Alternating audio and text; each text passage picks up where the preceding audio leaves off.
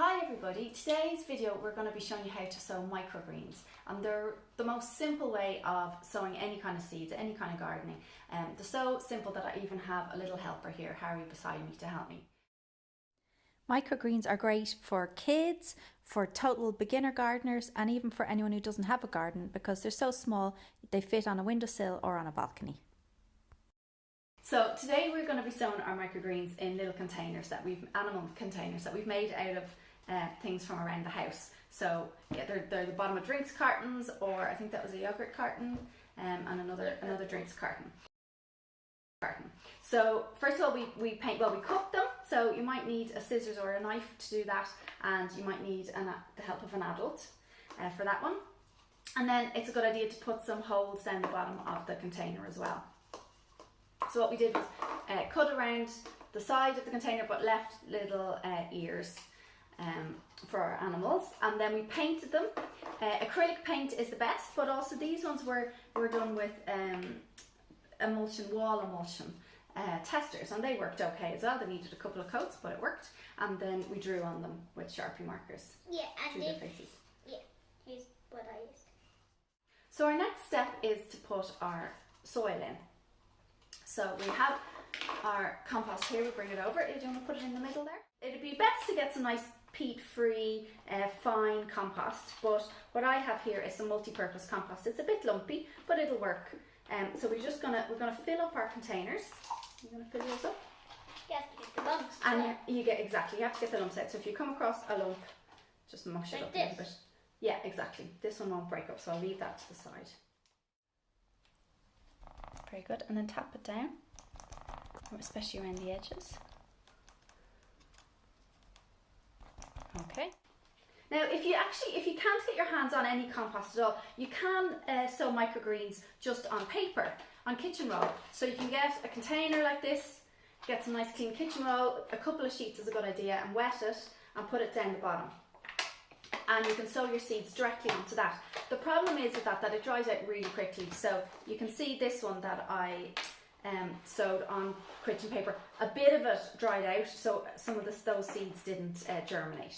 So it's worth a try, but you have to really keep an eye on it, and you need to be checking it like a couple of times a day.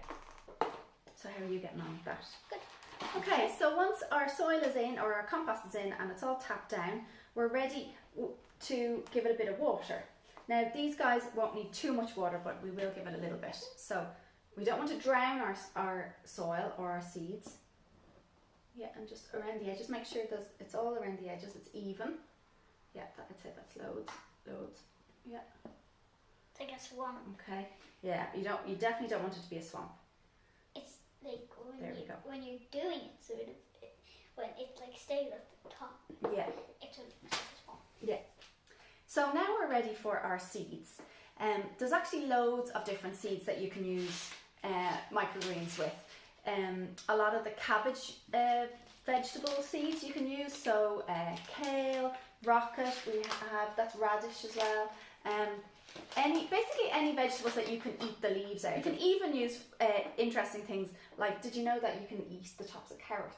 And these are actually carrot microgreens, so they're not going to grow big enough to make carrots, but you can eat the tops of them, and they're full of iron, so they're really good for you. Another one we have here, do you recognise these? No, these are peas shoots. Oh, yeah. So you can see the pea seeds at the bottom, and these are going to grow, and you can actually eat these shoots.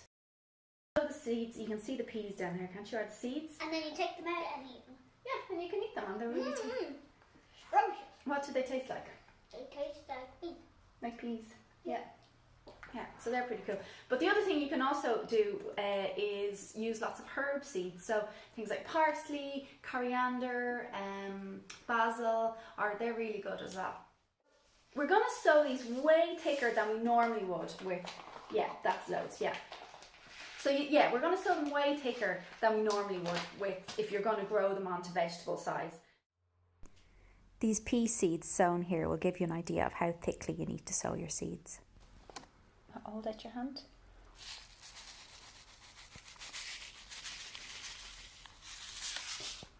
Okay.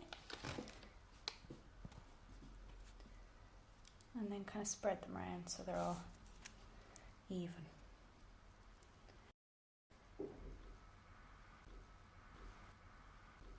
So this is your little microgreen pot finished, and what you need to do now is place it somewhere really sunny. That's the most important part in the winter time if you're sowing anything, is to find a really sunny windowsill.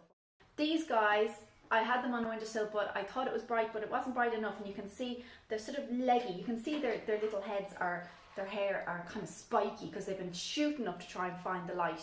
Whereas this little guy was in a much sunnier spot, and his hair is nice fluffy. So that's really what you're looking for. So the sunniest windowsill you can find.